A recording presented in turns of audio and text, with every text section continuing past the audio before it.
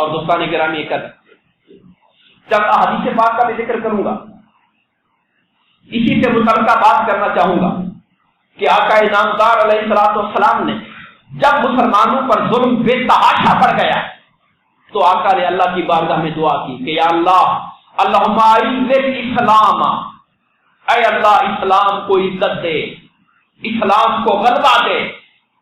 میرے آقا دعا مانگ رہے ہیں، اے اللہ اسلام کو عزت اور غلبہ دے اپنے دو بندوں میں سے ایک بندے کے ذریعے جو تجھے زیادہ پسند ہے۔ اور وہ دو بندے کون تھے؟ ایک عمر بن حشام اور ایک عمر بن خطاب۔ آپ جانتے عمر بن حشام کون ہے؟ جسے ابو جہل کہتے ہیں۔ مطلب یہ ہے کہ مکہ کے یہ دو نامی گرامی بندے تھے، یہ جس گروپ میں کھڑے ہو جاتے تھے پھر اس گروپ کی پاور ہو جاتی تھی، دنیاوی اعتبار سے کسی کی مجال نہیں ہوتی تھی کہ ان کی طرف پھر میری آنکھ سے دیکھے۔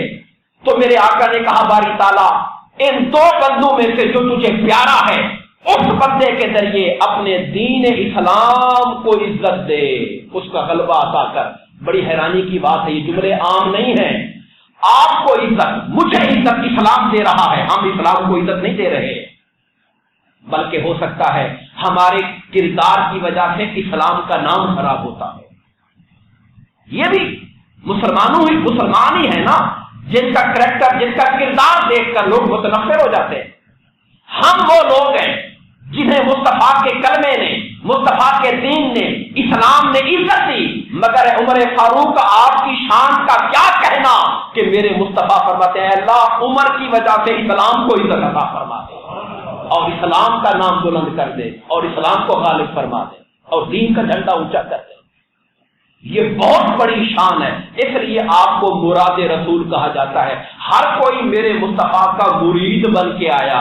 عمر فاروق کو مصطفیٰ نے اللہ سے مانگا تھا کہ اللہ ان کو میرے دین میں شامل فرما دے۔ انہیں مراد رسول کہتے ہیں، دعائے رسول کہتے ہیں کہ حضور کی دعا آقا نے کی ان کے بارے میں۔